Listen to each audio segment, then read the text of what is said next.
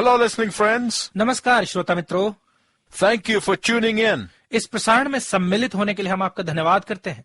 If you are joining us for the first time, यदि आप पहली बार हमें सुन रहे हैं, we are in the second half of Psalm 14. तो हम भजन संहिता 14 अध्याय के दूसरे भाग में हैं।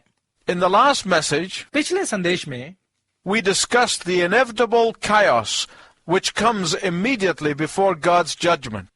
हमने उस अटल गड़बड़ी की चर्चा की थी जो परमेश्वर के दंड के आने से ऐन पहले पैदा होती है। We learned that God allowed David to peer into his heavenly courts. हमने जाना कि परमेश्वर ने दाऊद को अपनी स्वर्गीय अदालत में झांकने का सौभाग्य दिया। And then David begins to understand the need for God's judgment. और फिर दाऊद परमेश्वर के न्याय की जरूरत को समझने लगता है। I asked you to imagine a courtroom with God as the judge. मैंने आपसे कहा था कि एक अदालत की जिसमें परमेश्वर न्यायाधीश है, कल्पना कीजिए, And mankind as the accused. और मानवता को एक दोषी के रूप में खड़े देखिए। The Bible said that fools are those who deny God. Bible कहती है कि मूर्ख हैं वो जो परमेश्वर का इनकार करते हैं, And one day these people will stand in judgment before God. और एक दिन ये लोग न्याय के लिए परमेश्वर के सामने खड़े होंगे। So we come to the time in the court case where the accusation sticks to the accused. तो इस अदालती केस में वो समय आ गया है जब दोषी के दोष बताए जा रहे हैं। Here we see the summons has been vindicated. यहाँ हम देखते हैं कि अदालती बुलावे का काम पूरा हो चुका है। Here we see the witness to be impeccable. यहाँ हम गवाही को सच्चा पाते हैं। We see the evidence to be overwhelming. हम सबूत को मजबूत देखते हैं।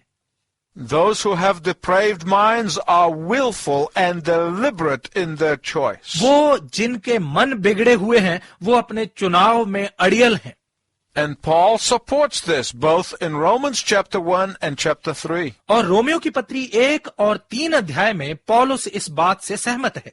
He said the evidences of God's presence are everywhere in creation. वो कहता है कि परमेश्वर की उपस्थिति के प्रमाण पूरी सृष्टि में प्रत्यक्ष हैं, But man in his depravity परंतु मनुष्य अपनी भ्रष्टता में has refused to see God, let alone obey God and worship God. परमेश्वर का आज्ञा पालन और उपासना की बात तो छोड़िए, उसे देखने से भी इनकार करता है। So you see the heavenly summons. तो आप स्वर्गीय बुलावे को देखते हैं। Now I want you to see the heavenly summation. अब मैं चाहता हूं कि आप स्वर्गीय संकलन को देखें। It is found in verse 4 of Psalm 14. ये भजन संहिता की पुस्तक 14 अध्याय के 4 पद में मिलता है। I don't want you to miss this, my listening friend. मेरे श्रोता मित्र, मैं नहीं चाहता कि आप इसे सुनने से चूकें। When we talk about the justice of God and the judgment of God, जब हम परमेश्वर के न्याय और दंड की बात करते हैं, God's judgment is not arbitrary. तो परमेश्वर का न्याय अनिश्चित नहीं है।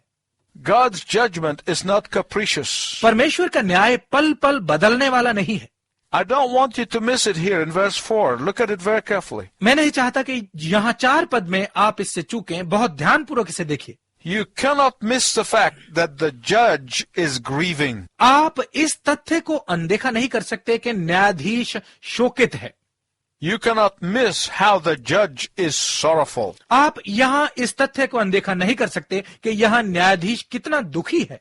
You cannot miss how the judge has a broken heart. आप इस बात को अनदेखा नहीं कर सकते कि यहाँ न्यायाधीश का हृदय टूटा हुआ है। Listen to what it says. सुनिए ये क्या कहता है। Have all the workers of iniquity no knowledge? क्या सब अनर्थकारियों को कोई ज्ञान नहीं रहता?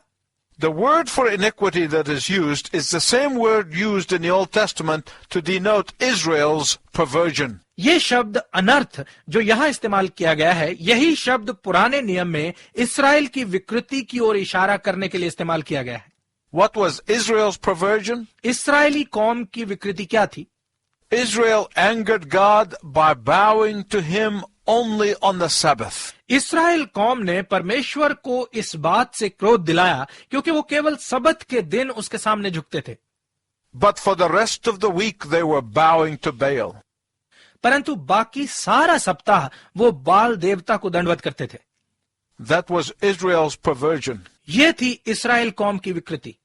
That's the idolatry. ये है मूर्ति पूजा। Is God angry at the unfaithfulness of his people today? क्या आज भी परमेश्वर अपने लोगों की अविश्वास योग्यता पर क्रोधित होता है? Of course he is. अवश्य होता है।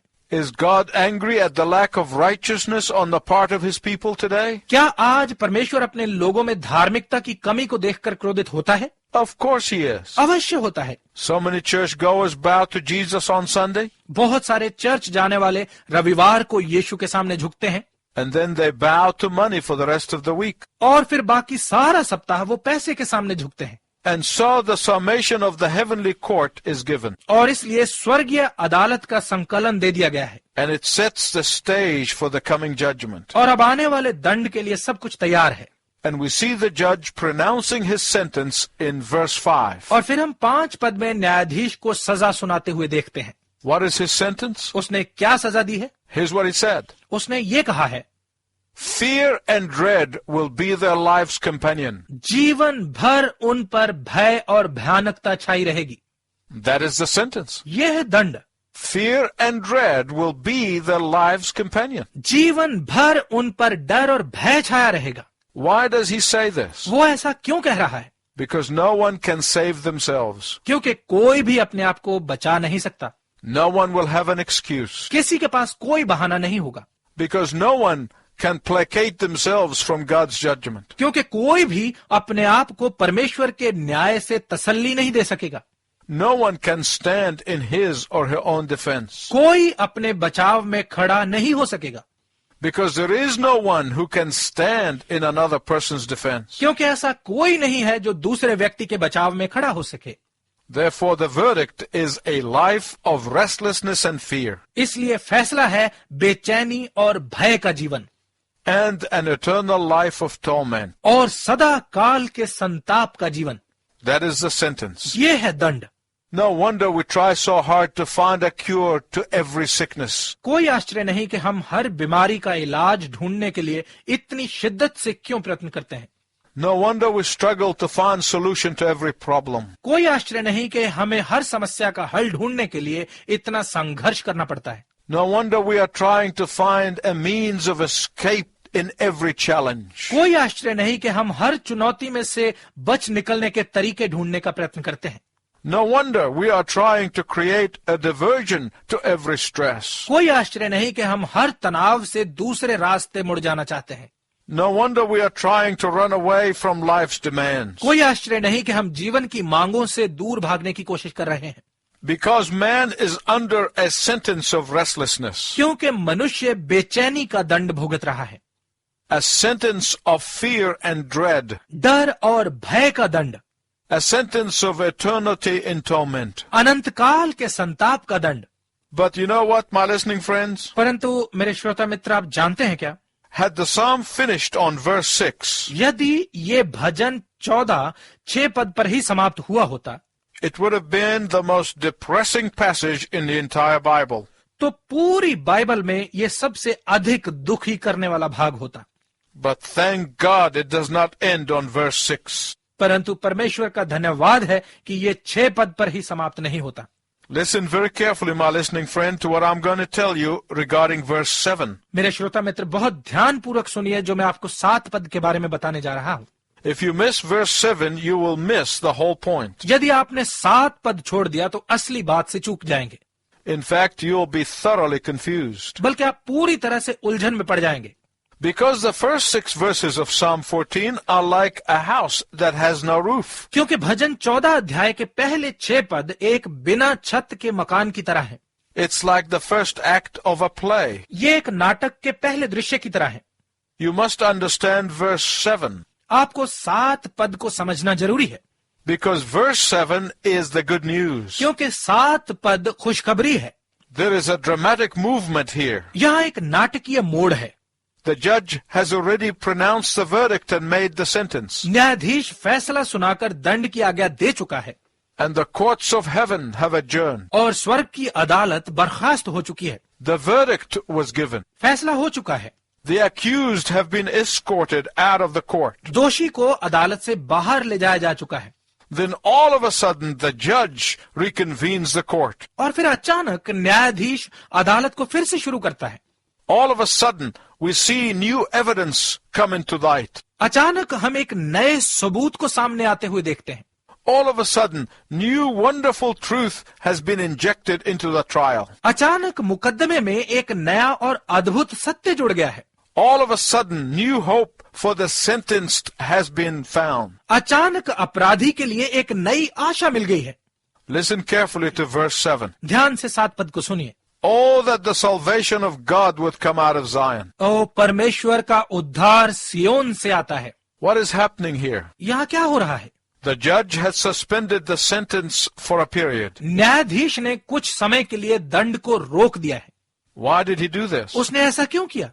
The judge wanted to see if anyone would avail themselves to this wonderful new opportunity. न्यायाधीश देखना चाहता है कि क्या कोई इस अद्भुत नए अवसर को प्राप्त करना चाहता है। The judge will give all people the opportunity to be delivered from this sentence. न्यायाधीश सभी लोगों को इस दंड से छूटने का अवसर देगा। To be delivered from this eternal sentence. इस अनंतकाल के दंड से छूटने का अवसर। The judge has ordered a stay of execution. न्यायाधीश ने सजा की आज्ञा पर रोक लगा दी है। The judge will wait to see if anyone will accept the pardon that is offered by him. न्यायाधीश इंतजार करेगा और देखेगा कि क्या कोई उस क्षमा को स्वीकार करेगा जो वो दे रहा है। My listening friends, listen very carefully. मेरे श्रोता मित्र कृपया बहुत ध्यानपूर्वक सुने। On the day of judgment, न्याय के दिन nothing and no one can deliver you except Jesus Christ. यीशु मसीह के सिवाय कोई भी और कुछ भी आपको छुड़ा नहीं पाएगा। Indifference under the guise of ignorance will not defend you. अनभिज्ञता के वेश में उदासीनता आपका बचाव नहीं कर पाएगी। Excuses such as what will happen to those who have never heard will not work. उनका क्या होगा जिन्होंने कभी यीशु के बारे में नहीं सुना है, इस प्रकार के बहाने उस दिन नहीं चलेंगे। Denominational loyalty will not speak for you. किसी कलीसिया के प्रति वफादारी आपके पक्ष में नहीं बोलेगी। There is only one who can speak for you, केवल एक ही है जो आपके लिए बोल सकता है, and his name is Jesus. और उसका नाम है यीशु। There is only one who can defend you, केवल एक ही है जो आपका बचाव कर सकता है, and his name is Jesus. और उसका नाम है यीशु। There is only one who can pronounce you guiltless, केवल एक ही है जो आपको निर्दोष घोषित कर सकता है, and his name is Jesus. और उसका नाम है यीशु। And God has already said, और परमेश्वर ने पहले ही कहा है, there is no condemnation upon those who are in Christ Jesus. उन पर जो यीशु मसीह में हैं दंड की आज्ञा नहीं है। If you have never cried to Jesus to cover you from the judgment to come, यदि आपने कभी यीशु की दुहाई नहीं दी है कि वो आपको आने वाले न्याय से बचाए, you can do that today. तो आप आज ही ऐसा कर सकते हैं। That's what verse 7 is all about. 7 पद इसी बारे में है। Who came from Zion but the virgin born? सियोन से और कोई नहीं परंतु कुंवारी से पैदा हुआ पुत्र आया। The son of David, God's anointed Messiah. Dawood का पुत्र, परमेश्वर का अभिषिक्त मसीह। Through him there will be salvation. उसी के द्वारा उद्धार मिलेगा। If the coming judgment creates a dread in your life, यदि आने वाले न्याय की बात आपके जीवन में भय उत्पन्न करती है, if the thought of the coming judgment causes discomfort in your heart, यदि आने वाले न्याय का विचार आपके हृदय को बेचैन करता है, chances are you have not submitted to the only one who can save you on the day of judgment. तो संभव है कि आपने अभी तक अपने आप को उसके अधीन नहीं किया है जो आपको न्याय के दिन बचा सकता है। But you can do that today. परंतु आप आज ही ऐसा कर सकते हैं। You can submit to him today. आप आज ही उसके अधीन हो सकते हैं। You can invite him into your life today. आप आज ही उसे अपने जीवन में आमंत्रित कर सकते हैं। You can accept his seeking after you today. आप आज ही आपके लिए उसकी खोज को स्वीकार कर सकते हैं। And I have a word for those who love the Lord Jesus. और मुझे उनसे कुछ कहना है जो प्रभु यीशु से प्रेम करते हैं। For those of us who adore the Lord Jesus, हम में से वो जो यीशु की भक्ति करते हैं उनके लिए his return is not a day of dread but a great day of rejoicing. उनके लिए उसका आगमन भय का दिन नहीं परंतु आनंद मनाने का महान दिन है। The return of the Lord Jesus Christ is not a day that will scare and frighten us. हमारे लिए प्रभु यीशु मसीह का आगमन वो दिन नहीं है जो हमें डराएगा या भयभीत करेगा। It will be a day of jubilation. ये उत्सव का दिन होगा। We cannot wait until he comes back. हम उसके वापस आने के लिए अति उत्सुक हैं। The return of the Lord Jesus Christ will be a day of celebration for all who put their trust in Jesus. प्रभु यीशु मसीह का आगमन उन सब के लिए जश्न मनाने का दिन होगा जो यीशु पर विश्वास करते हैं। I'm looking forward to that day, मैं बेसब्री से उस दिन की प्रतीक्षा कर रहा हूं, not dreading it. न कि इससे भयभीत हूं। Why? क्यों? Because those who are in Christ Jesus क्योंकि वो जो मसीह यीशु में है have passed from judgment into life, वो न्याय से निकलकर जीवन में पहुंच चुके हैं, and so can you. और आप भी ऐसा कर सकते हैं। You can do it today. आप आज ही ऐसा कर सकते हैं। Let's pray together. आइए मिलकर प्रार्थना करते हैं। If any one of you would say, यदि आप में से कोई ये कह रहा है, I have sought after God for so long and I can't find peace, मैं बहुत समय से परमेश्वर की खोज में लगा हूं परंतु मुझे कोई शांति नहीं मिली है, it is because you have not responded to his seeking. तो ऐसा इसलिए है क्योंकि आपने उसकी खोज का प्रत्युत्तर नहीं दिया है। Today, you can surrender and stop running. आप आज ही समर्पण करके इधर उधर भागना बंद कर सकते हैं। You can say to him, आप उससे कह सकते हैं, Lord Jesus Christ, come into my life. प्रभु यीशु मसीह मेरे जीवन में आइए, I repent of my sins. मैं अपने पापों से पश्चाताप करता हूं। I receive you as the Savior of my soul and the Lord of my life. मैं आपको अपनी आत्मा के उद्धार करता और अपने जीवन के प्रभु के रूप में स्वीकार करता हूं। Fill me with the joy unspeakable. मुझे अपने अवर्णनीय आनंद से भर दीजिए। Deliver me from that fear and dread. मुझे उस डर और भय से छुटकारा दीजिए। Let me be assured from your word मुझे अपने वचन में से आश्वासन दीजिए that your time of return is a time of rejoicing. कि आपके आगमन का समय आनंद का समय है। In your name I pray, Jesus. यीशु, आपके नाम से मैं ये प्रार्थना करता हूं। Amen. आमीन। If you have prayed this prayer, we look forward to hearing from you. यदि आपने ये प्रार्थना की है तो हमें आपसे जानने का इंतजार है। Until next time, I wish you God's richest blessing. अगली बार तक मैं आपके लिए परमेश्वर की उत्तम आशीष की कामना करता हूं।